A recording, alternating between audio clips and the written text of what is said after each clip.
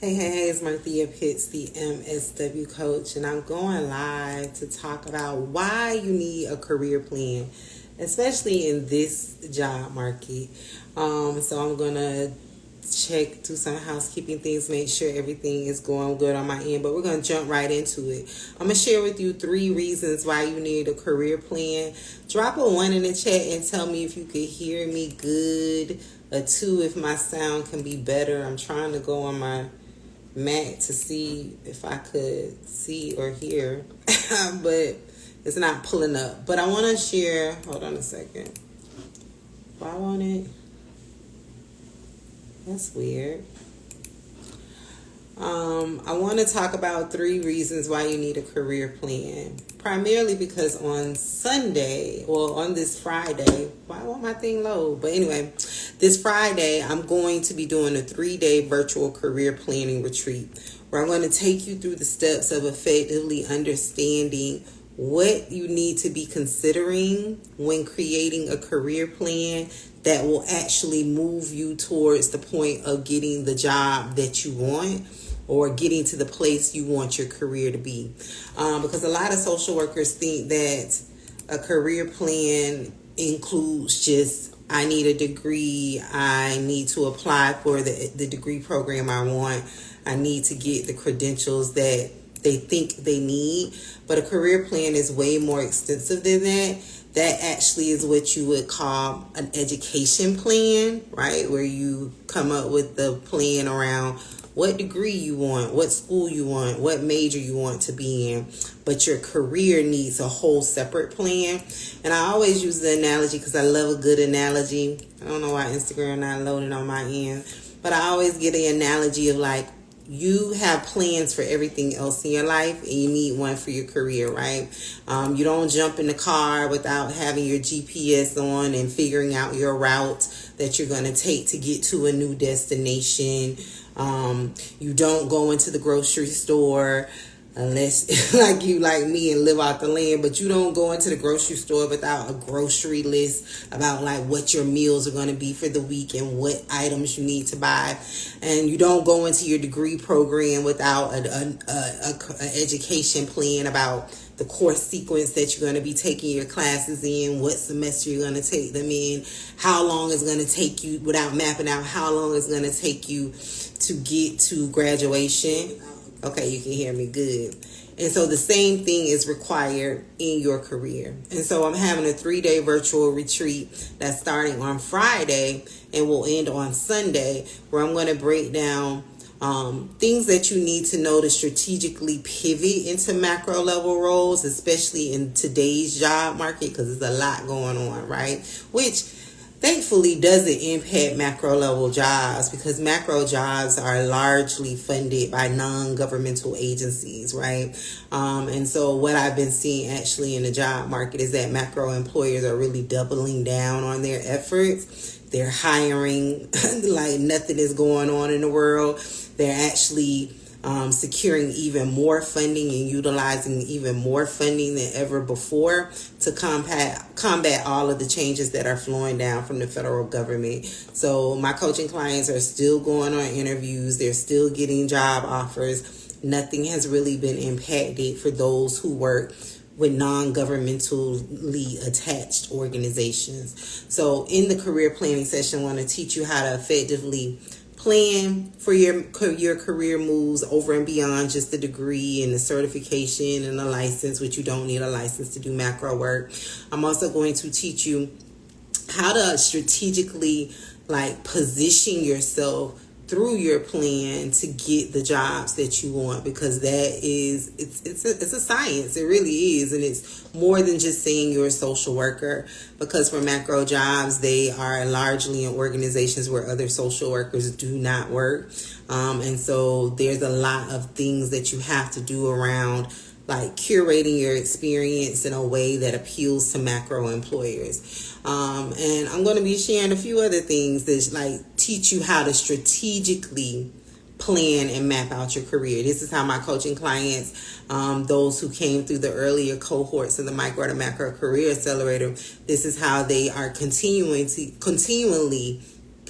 progressing through their career, because I taught them how to career plan in their time inside of the accelerator. I'm going to be doing an abbreviated version of that in the virtual career planning retreat that starts on Friday. Ticket sales will end on Wednesday, so I encourage you to secure your ticket. The link is in the bio. But I want to talk about tonight, like, why you need a career plan, to really stress the importance of what I'm going to be teaching in this 3-day retreat, which I've never did a multi-day anything. It's normally just one day. So this is proof, like, how important this topic is. But the first reason why you need a career plan is because, and I'm looking at my notes, it helps you identify in advance what strategic moves you need to make and when. So one of the conversations that I was having with my coaching clients today during our weekly Sunday call, which is standard part of the Micro to Macro Career Accelerator. If you don't know, I have a 3-month group career coaching program that I do for MSW degree holders who want to learn how to secure macro jobs. And one of the things I was talking to them about today, when I got a question from one of the cohort participants about a strategic move that she's mapping out, or was strongly considering under like the guise of getting more experience for macro jobs that she's anticipating for applying, which opened up a whole nother conversation. It was a really good question. But one of the things that I share with the group is that the goal is to not become the dinosaur, right? What I mean by that is there are quite a few social workers that I've had the honor to talk to over the years who have been in their entry-level case management, front-facing jobs, social service jobs for 10, 15, 20 plus years, right? And unfortunately what has happened is, and these are my words, is that they have become the dinosaur, meaning that because they have not gained experience in any other realm of work other than case management, they are finding it difficult to move out of those roles, right? And so that's what I call becoming a dinosaur. The goal in your career should be to amass a certain level of experience to get to where your ultimate goal is in your career, right? And in order to first identify what your ultimate like big goal is, that's the job where you're like, once I get that job, I'm not going to move to retirement, or for me, like early retirement, or I'll feel like my professional mission is achieved. In order to do that, there are some steps before you get to that point, right? But you first have to identify what the goal is, and then you reverse engineer and figure out what are the little micro steps, right? Micro, little, but major steps that you need to take to get to that bigger goal. However, what I see a lot of people do in their career, those, again, either they don't have a career plan, so they become the dinosaur, right? Or other social workers, what they do is they start with the small goals, and then like after years and years of just achieving smaller goals, they get to a point where they don't have a bigger goal in mind, right? So then the goal achievement never ends because there's no predetermined destination, right? So what I mean by that, hey Fernanda, how you doing? So what I mean by that is that what it looks like is you are doing one of two things. You either get to a point where there's nowhere else for you to go, right? Some people call it the glass ceiling, but really, can we call it that if you're in an entry-level case management job? I don't think so, because there are other places to go, right? So either you hit the glass ceiling, or either your dilemma is that you have amassed all of this training, all of these degrees, all of these certifications. And what I was telling my coaching clients today is that I've had coaching clients who have 2 and 3 master's degrees, 2 and 3 bachelor's degrees, and still were nowhere near where they ultimately saw themselves as far as their career vision as the bigger goal. And it's because they didn't have an initial plan in place, right? So those are the 2 major dilemmas. Either you get to a point where you can't move because you become the dinosaur, or you've amassed all of these things and they don't really make sense. What I always say is the dots, you're all over the place, right? However, there is a way to make the dots connect. Even if you didn't start out with a plan, a clearly established plan of like, my big goal is to do this. And every 2 years, I'm going to move to these 3 different positions, right? Because these 3 positions will position me as a top candidate to get this job. That's how career planning works. If you didn't have a plan, you still can create one, right? And you can still make sense. You can still connect the dots. So I want to say that having a career plan, number 1, helps you identify in advance what strategic moves you need to make and when. And again, this extends, I'm not talking about an education plan where we're talking about degrees and certifications and licenses. That's a whole separate plan.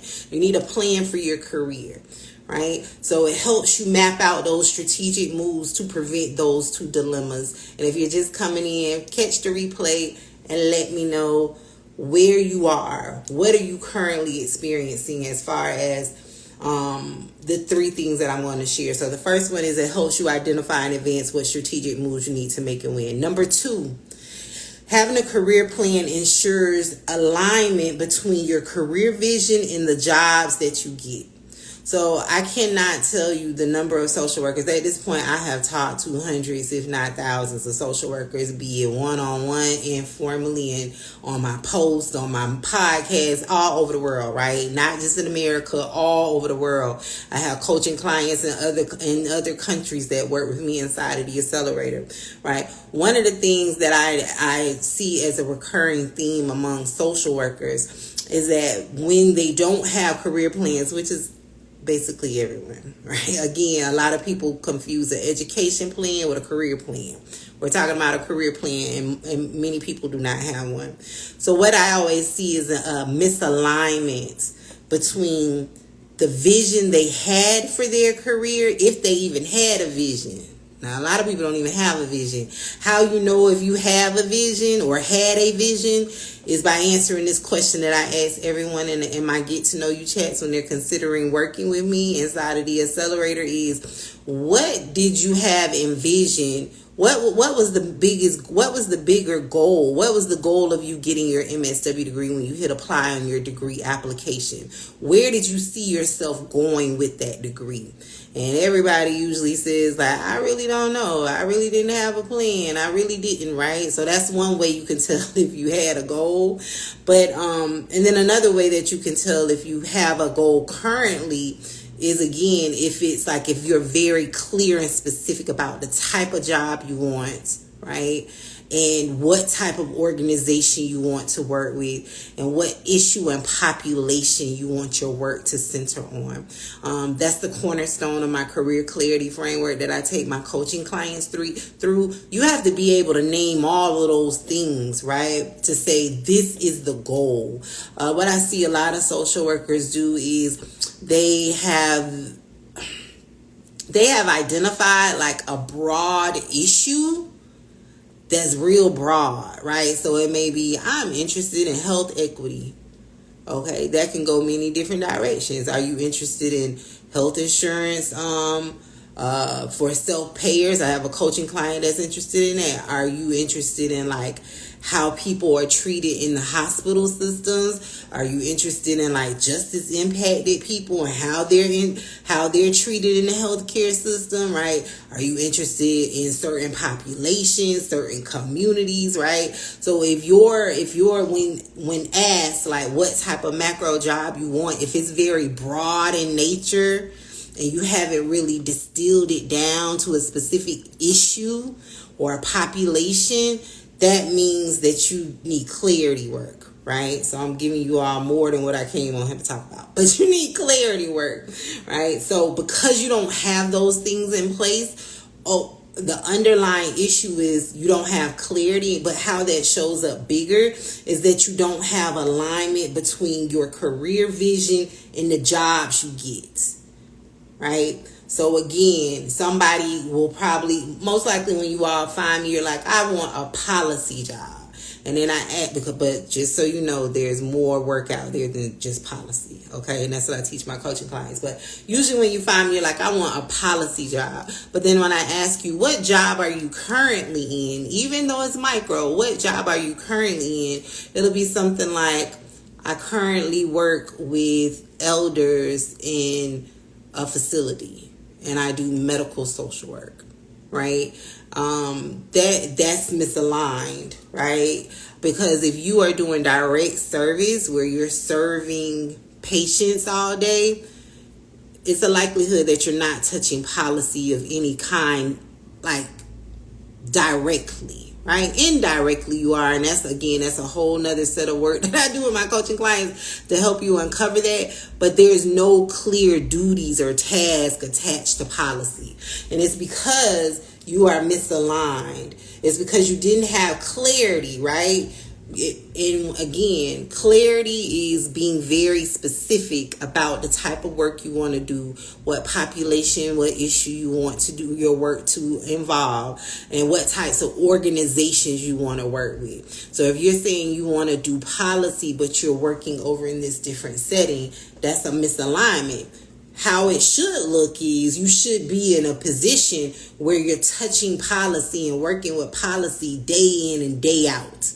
Like clearly touching it, right? Not indirectly. There's a way to still get the job with indirect experience. I help people do it all of the time. But I'm trying to show you a clear trajectory with a career plan. So what that will look like is maybe you working at the regulatory entity, and I'm making this up based on the work I've done with tons and tons of medical social workers, right? So maybe that look like you working in guidance and oversight, policy guidance and oversight for the local community health center you worked in, that you work in, versus you serving the families and the seniors on the floor, right? So you're misaligned. If your bigger goal is this, but you're in a job that's completely opposite of it, you're misaligned, and that's why you need a career plan to get in alignment, okay?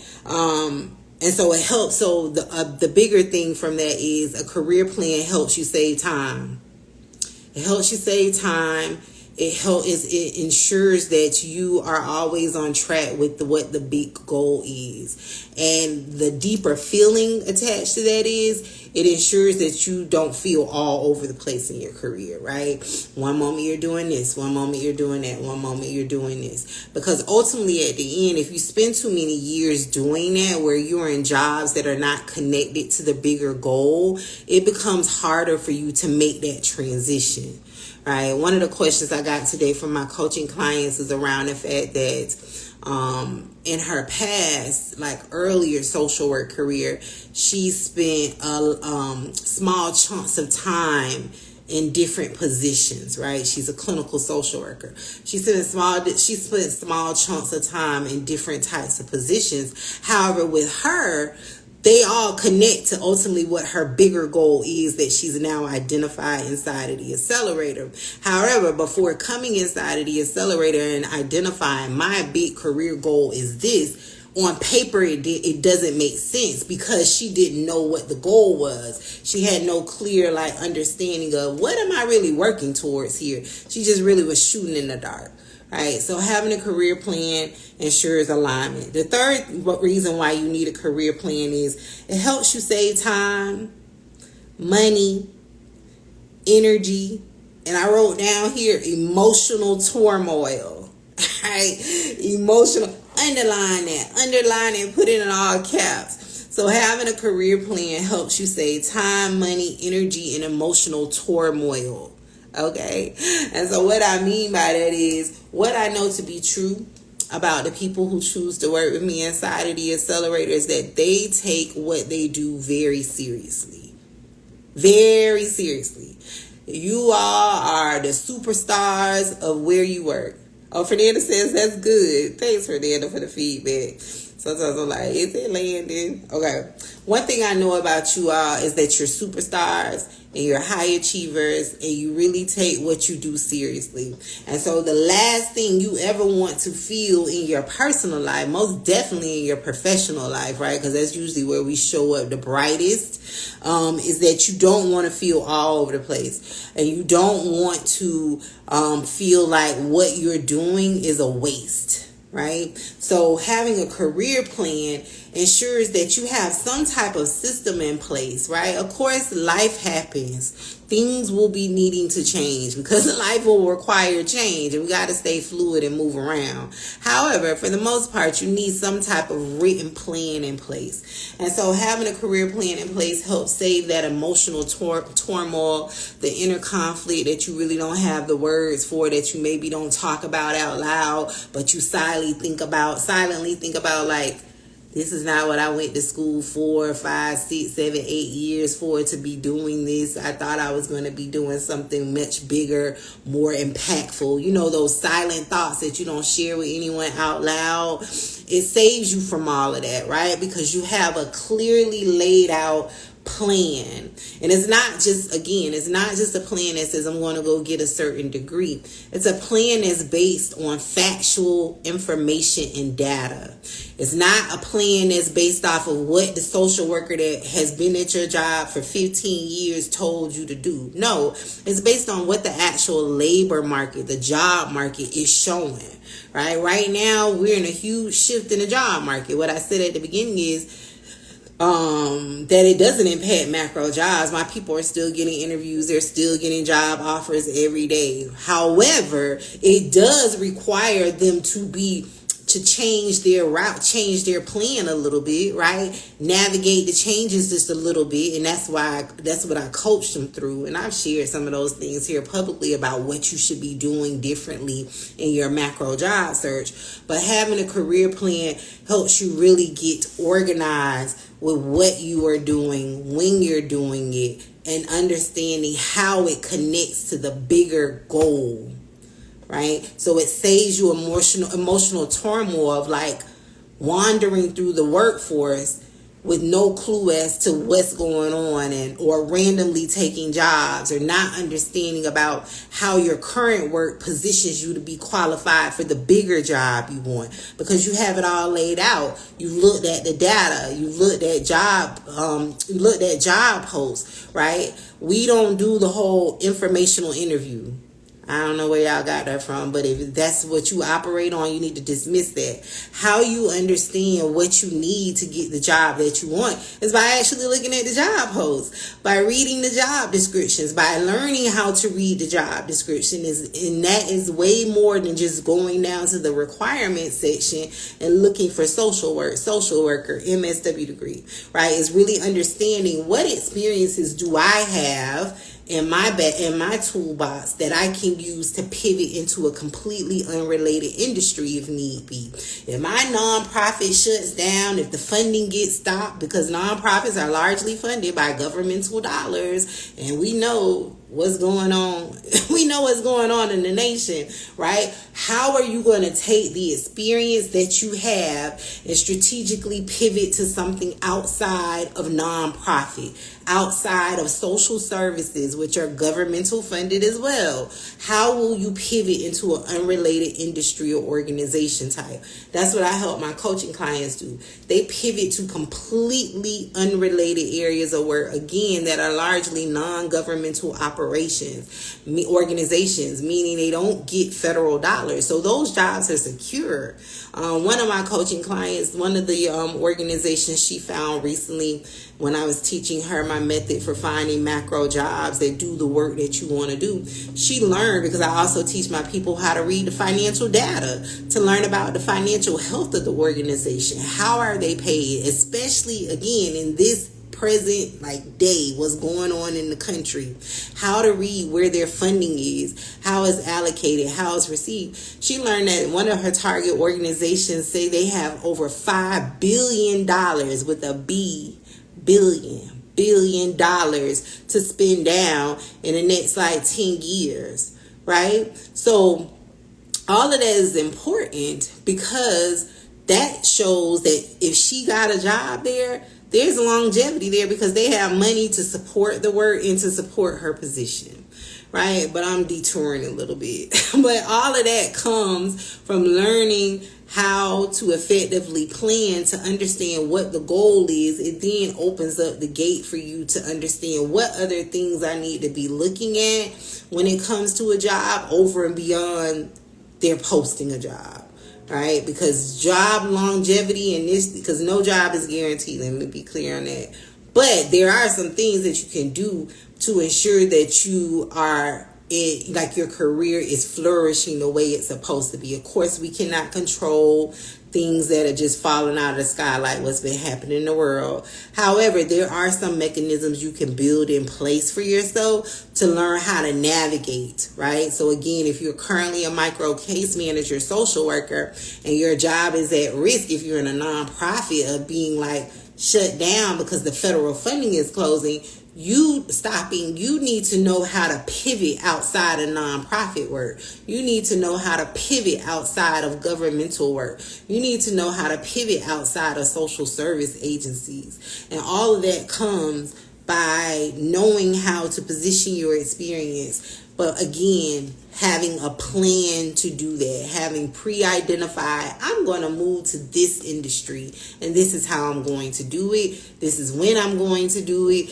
These are the things that I'm strategically going to do now in my case management job. Fernanda, any ideas if I want to do something with finances like financial social work? So yeah, I teach people how to get macro jobs, and I know you know this, but I teach people how to get macro jobs. So financial social work, from what I've learned about it, is direct practice. So that's micro level work. That's you serving the individuals, where, just as an example, you're teaching them about financial literacy. You maybe are designing some programs or running some programs around the thing. You're teaching budgeting classes, things like that. On a macro level, what that will look like, and it wouldn't necessarily be called a financial social worker unless you just wanted to call yourself that, because there's other professions that do that as well. What that will look like is you working with a national organization that's doing work around banking access for under-resourced individuals, maybe addressing housing, redlining, or lender unethical lending practices to Black and brown communities. I have a coaching client right now inside of the accelerator. She's interested in doing work around affordable housing, but for working class individuals. That's where she is with her terminology right now. Working class individuals. What she learned recently using the methods that I teach them to find aligned macro organizations is there's macro organizations that's doing national work around credit access for individuals, and like credit, and I'm not doing it no justice because this is her thing, but like credit utilization. Again, the work shifts from working with the individual to working with organizations and institutions. So that national organization that she works with, that she recently found, they do that work with like banking systems, right? With national organizations where they're talking to the key leaders, the senior level executive leaders around the importance of addressing these issues and like their borrowing and financing practices and things like that. So financial social work focuses on the individual. Macro level work will focus on systems. I had another coaching client who in her past career life, because a lot of social workers are career changers, meaning you all had other lives, career lives before becoming a social worker and getting your degree. In her past career life, she was a teller at a bank, and she's super passionate about financial literacy and access, right? So what that looked like was she is applying to jobs with national organizations that's doing work around ensuring that communities, populations, large regions have access to ethical like banking and finance opportunities. Right, because we know in certain communities they could be exposed to very predatory practices. So that means that she's talking with bank CEOs, banking system CEOs, and political leaders around putting in safeguards and policies and practices to protect certain communities and populations from being subjected to predatory lending practices and things like that. Do you find that people are getting remote jobs, or is more in person? My people get remote jobs, but everyone's desire is different. So it depends on what you want. I'm going to say this, I'm not being funny, right? Remote jobs or in-person jobs, that's a question to have. But if you focus on what your like clarity piece is on, what population, what issue you want your work to center on, everything else falls in place, right? Because the more you move up the ladder, because macro jobs are not entry-level jobs, right? It's not like your standard case management job. The more you move up the ladder, the more money you get paid, the more autonomy you have. And with autonomy comes, you could choose to be in the office or you could choose to be at home, right? So there's also a lot of global macro organizations where they hire people from around the world and you work from your location. So it really depends on what work you want to do and what type of organization you want to associate yourself with. Oh, Fernanda says she was a musician. Yeah. A large amount of you, over 50% of social workers were career changers. So like for a musician, right, I'm interested now why you want to be a financial social worker. Because if you were a musician, that tells me that you love music, right? There's national organizations that's doing work around getting arts and music back into schools, back into states, right? We know arts programs were severely cut down years and years and years ago. There are national organizations working to do that in the K through 12 education system. That's another thing. This segues into something else, right? One of the things that I see is a big, like, recurring theme is that a lot of you all have abandoned what you originally wanted to do. This is something I talk to my coaching clients about. It always comes out in our one-on-one resume intensive. I do a 2-hour resume intensive with my coaching clients when they're inside of the macro accelerator, where I teach them how to write their resume. And the moment I look at what their undergrad degree is, it all makes sense why they chose the macro focus they're interested in. Because usually what they choose to do on a macro level, once they've gone through my career clarity frameworks, they've learned how to find the jobs, they learn how to find aligned organizations, they learn that there's more opportunities out there than policy, and that they really can focus on what they want to focus on and they will be able to get the job. That's when they lean more into what they want to do versus what's safe. And so when I look at their undergraduate degree, it's always something connected to what they want to do now, right? So as an example, Fernanda, I'm just going to use you. If your initial interest was in music, right? Again, you most likely should be doing macro work that's focused around the arts or music. I always tell people, my coaching clients, about my last job when I worked in Washington, D.C. was one of the oldest think tanks in the country. I did workforce development, like technical assistance with mayors and their executive leadership teams. And one of my colleagues, she was over an initiative where she worked with cities around the country to infuse arts in equity work. And I'm not going to do it no justice. What she loved to do in her past career life was she worked at an art museum. And she was really into the arts in that form of like going to the museum, looking at the pieces, you know what art people do, right? And so she landed this job. She's not a social worker. I was the only social worker on staff. She landed this job where she now was blending the two loves, where she was taking her love of the arts and she was now using it to provide guidance and like being in a consulting technical assistance role with cities to infuse arts with equity work. And what that looked like was she would bring multiple cities together and they would have these big art shows and like art event days where they would have performing artists and they would bring in DEI experts and all of the things and have big forums and big convenings about how cities can infuse the arts to do equity related work, right? So I share that because usually 1,000% it's been true. Whatever y'all wanted to do before it, because I have not met anyone except for one person recently that said, I knew I wanted to be a social worker from a very early age. And then even after a few questions with her, she shared that she really wanted to be a psychologist. Okay. But something happened and she had to make this detour. But usually 1000% of the time, you all wanted to be something else. You wanted to do something else and something didn't work out and you were routed to social work. I really encourage you to revisit what that original thing was, right? Because you still can be impactful doing whatever that thing was.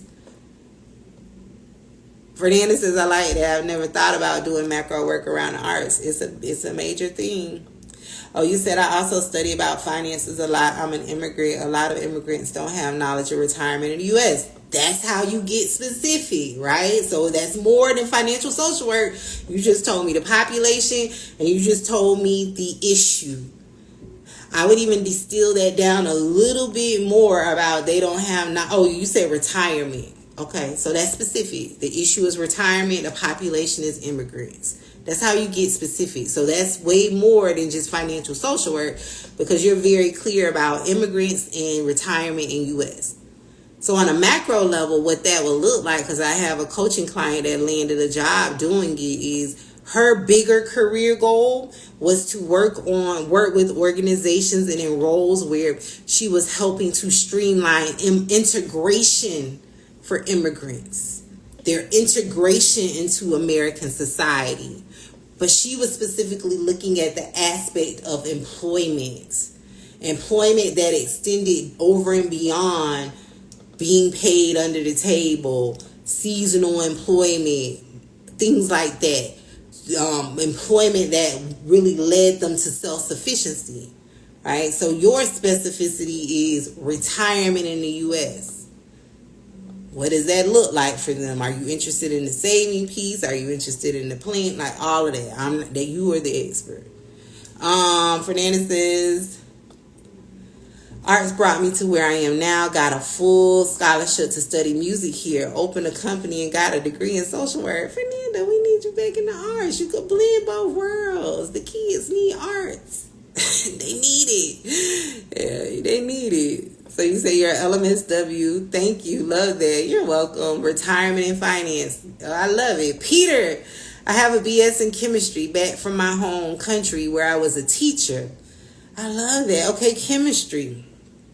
Peter, I got a battery in my bag to get more macro social workers in the environmental justice space. I know you're a chemist, but like I'm using that as an example to say that STEM, my battery low, STEM and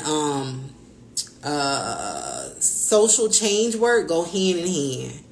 Right? I always tell people the story about I watched this vegan documentary one time and learned about industrial farming and all of the negative byproducts that happen as a result of industrial farming, of like mass producing and growing the cows, or whatever the word is for growing the cows, and how these industrial farms are historically always in black communities, black rural, very low income, poor communities, and how the air quality is severely diminished, and how the children and the families in those communities suffer from asthma and all kind of breathing problems because these farms are producing these harmful byproducts, and on top of that is ruining the environment. I say that to say there are people doing social change work in those industries. So if your interest is chemistry, factory farming, look at Mel coming in with the term. Yes, factory farming. If you are interested in chemistry, you could transition over there and be the person there that's advocating for whatever the thing is that you're interested. Go back in and watch the replay and get very specific on your issue. And there are jobs there. Every year I do a whole workshop with the HBCU Career Center where I talk with all majors and I break down the different roles of social change agents, right? And I talk about how STEM majors can do social change works, accounting majors, business majors, It's a very popular workshop that I do with them every year. Okay. Fernanda was laughing. You need to talk to me. Click the link in my bio. Schedule a free get to know you chat. It's free. I have some appointments open on Thursday. You said you call yourself multi-passionate. There are other social workers like you. You can blend what you love. That's what I specialize in, helping people blend what they love into their career. Peter came to the U.S. and started working with security and operations. I moved from being a security manager to regional manager, now director of operations. But now learning nothing new, have been thinking now to move to project management. Okay. I want you to really look at how can you use that your interest in chemistry. I know you probably changed because you moved here, but it's time to revisit it. Okay? Fernanda, that's why I love social work. You can find a niche for everything. You surely can. Mel, I really love animal advocacy, but how do I find something related? I think you're explaining now. Yeah, most definitely. I have a coaching client right now in the accelerator. She is interested in animal advocacy work, and what she's been finding through the methods that I teach them to find aligned organizations is that it can look many different ways. It can look like animal advocacy as far as there's an organization she found that does work around bringing in animals into the classrooms for students. There's national organization she's found around like animal rights. That's what I call it. But it's out there. It all starts with a plan. So I encourage you to come to my career planning workshop. Of course, I have job searching strategies that I teach my coaching clients in my full program. If you want to talk about my full program, you can schedule a free get to know you chat. The link is in the bio. Enrollment in cohort 17 will open on March 8th. There have been 16 cohorts and over 180 social workers that I've helped land macro jobs in their area of interest. So you can either schedule a free chat to talk with me, or you can attend the career planning workshop. Either way, you're going to get a win if you decide to come in the accelerator or attend the 3-day retreat. Peter, I have been working with homeless shelters and federal prisons making transitions back to society. Okay, Peter. Get back to the science. Get back to the science. Okay, Mel.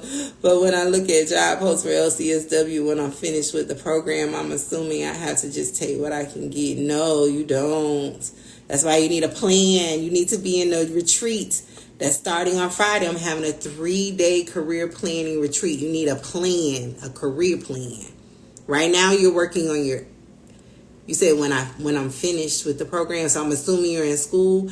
Right now you're working on your education plan to get you to graduation. But now you need to create a career plan. So I'm having a 3-day virtual retreat online starting this Friday, and it will end on Sunday, where we meet for 2 hours a day, and I'm going to be teaching you how to strategically plan your career. And what that largely entails is how to strategically start making plans to pivot into other areas of interest. Mel says they're usually the same 3 settings is what I'm seeing. Okay, I love that. I look into it more. You're welcome. I love that you tell us to revisit our passion or the beginning. I thought I had to start over. No. Oh yeah, I had that misconception too. I have a whole story about how I got into social work. A friend convinced me after years, but I thought that you had to start off in case management jobs until I remember who I was at that time. I worked in workforce development, was helping people get jobs daily, weekly, monthly. Like I won multiple awards, and I was like, I know how to get a job. I don't have to start at the bottom. When I realized those positions were entry level, I'm like, no, I'm not doing that. So I created a plan of action. I created a career plan. I'm still living my career plan right now. The things I created over 5 years ago in that cubicle as a workforce development career counselor / case manager with 120 plus caseload. I was like, no, I'm not starting at the bottom. And my first macro job was as the global director of a learning pathway, and I had never had any supervisory experience. And I was just taking the things that I had learned in my own career and had taught people for years to rapidly advance my career. That's why I started the accelerator, because I had to accelerate my own career because I was behind the 8 ball. That's why I felt I'm a high achiever. Don't hold it against me. But when I looked at like my colleagues and the people I went to high school with, because I was a young mom, I was like, I'm behind the 8 ball. Everybody has been in their career for 10 plus years. I'm just not going to school to get my degrees. Like, I need to fast track this thing. So that's why I created the strategies and techniques that I now teach my coaching clients, and that's how they are accelerating their careers. Because when I came out with my degrees, I couldn't drop everything and move to Washington, D.C. and do an internship. I had a whole human that I was taking care of and bills I had to pay. So I had to find some other way in my rural county to fast track my career. And again, I didn't live in a big city. I lived in a small rural town, right, where there were no jobs other than state jobs. And that was the ceiling. So for me to get a job, the type of job I got straight out of my degree, my MSW degree program 1 year after graduating, that was unheard of. Then I got a job in DC. That was even more unheard of. So now I teach other people how to do that. I'm also working on my LCSW. Yes. Would your macro work for an entrepreneur? Would my program work for an entrepreneur? I don't really do business coaching.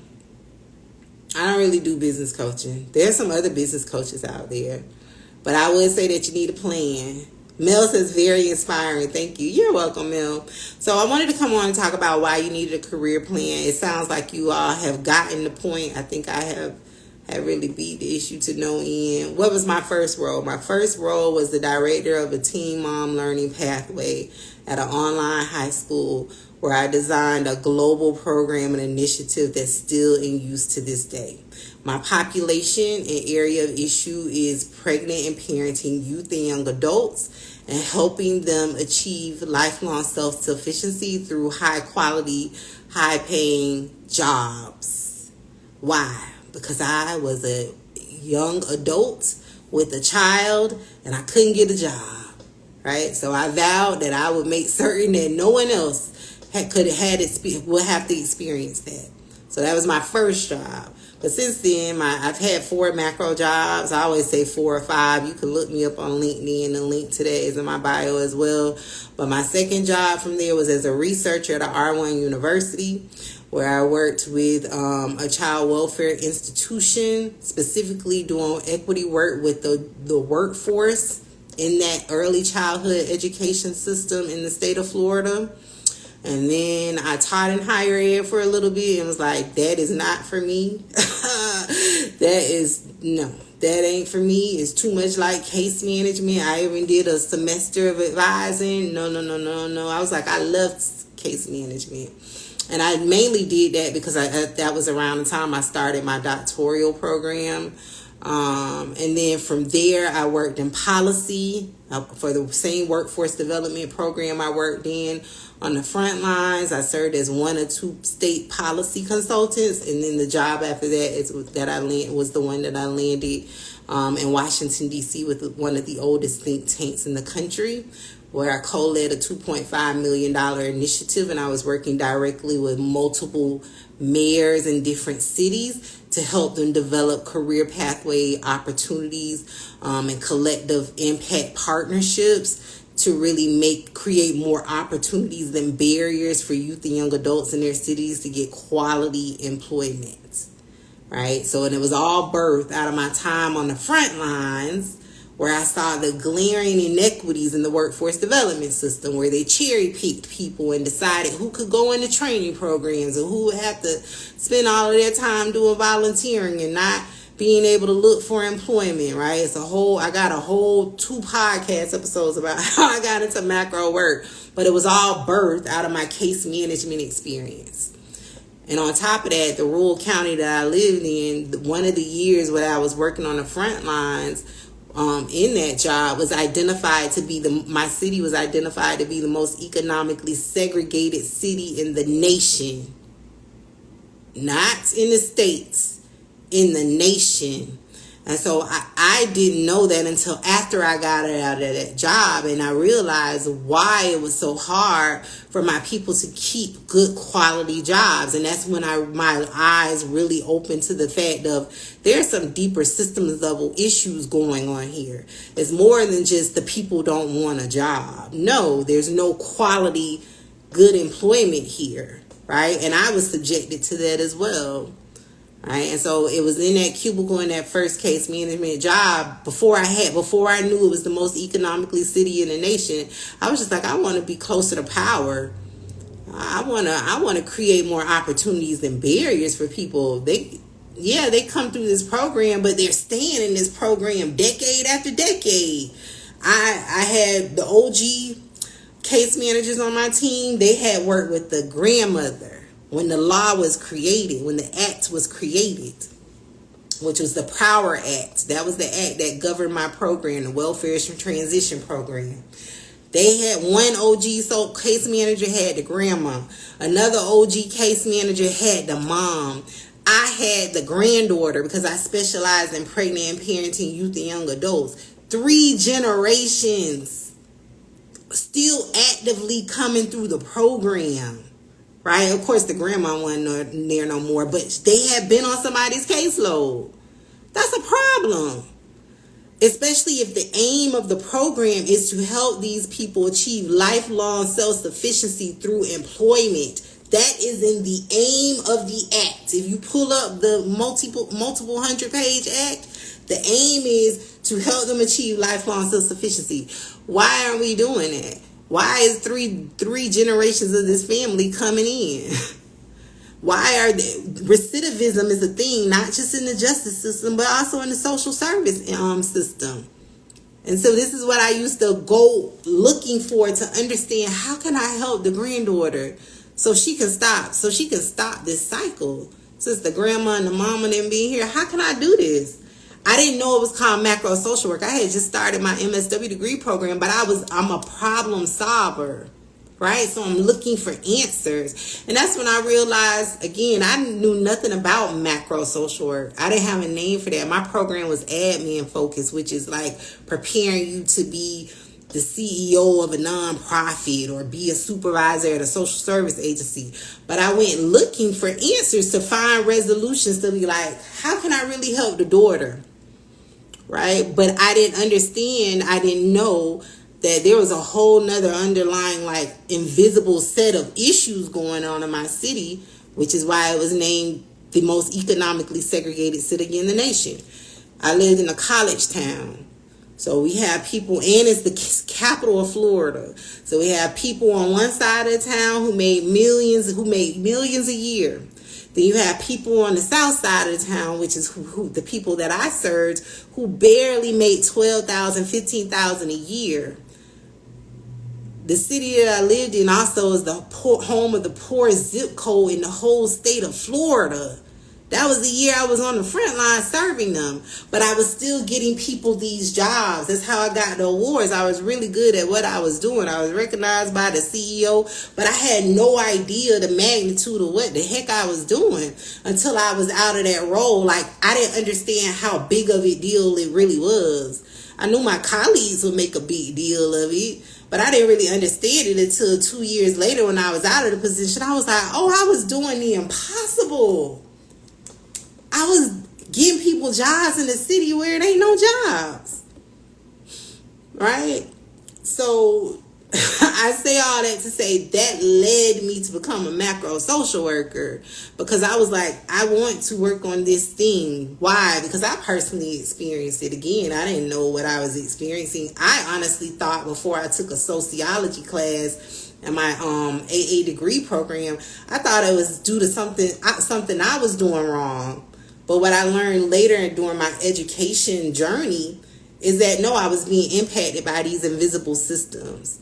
And I made a clear, plan, a career plan.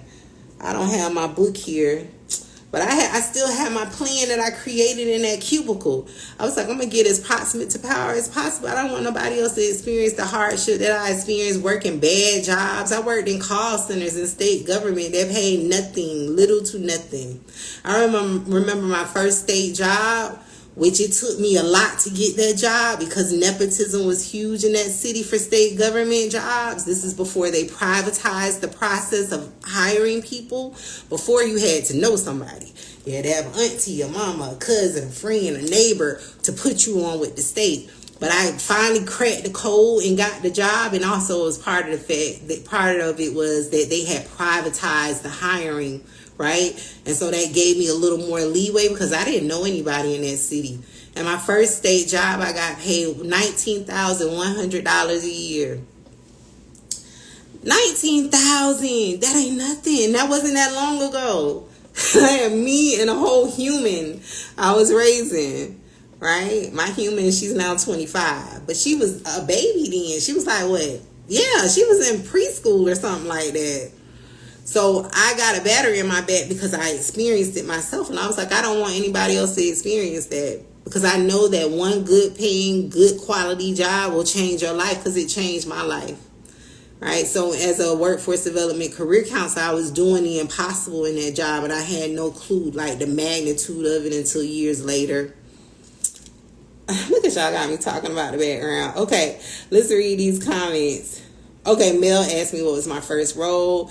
Fernanda, yes, I do. Thank you so much. I like working with people, managing and bringing out the best from people. I love that, Peter.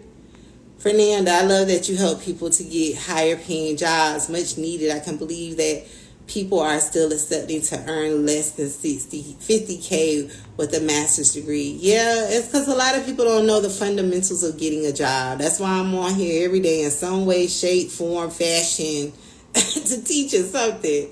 And that's why I have my program. Mel, I see, that's great. Very cool. I've been teaching in the early childhood education field for 24 years so far. Do you think that'll help with landing any position with that experience? And no, yes. Yeah, you are an expert. 24 years, most definitely. You have a lot of valuable experiences. You're going to need help with uncovering those experiences. And that's what I teach in my side of my coaching program. But most definitely, Peter, I have been contemplating career coaching path and project management. I have not thought revisiting chemistry. Okay. Fernanda, 3 generations. That's crazy. Yes, it was horrible. Peter, wow. Evelina, hi. Hey, how you doing? I'm a social work student from the Philippines. I love it. Look at y'all coming in. But so watch the replay, Evelina. I was talking about why you need a career plan. It's because this weekend I'm having a 3-day career planning retreat. It's virtual. I want to teach you how to strategically plan for your career so you can like make the moves that you want. And this applies to you in any country that you're in. Like I was telling people earlier, I have coaching clients who are from other countries as well inside of my coaching program. So the ticket, you can purchase it at the link in the bio. Purchase it because the tickets are going to go out sale on Wednesday. They're only $29. It's only $29, and it's going to teach you how to create a career plan, which is separate from your education plan. Do me a favor, for the people watching the replay, drop in the comments one thing that you learned during this live chat. This is a good conversation. The engagement was high. Look at y'all. I love that. You're welcome, Mel. Thank you, Marthia. Look into your retreat. Well, please do. All right, so I'll talk to you all later. Happy macro career planning. Bye.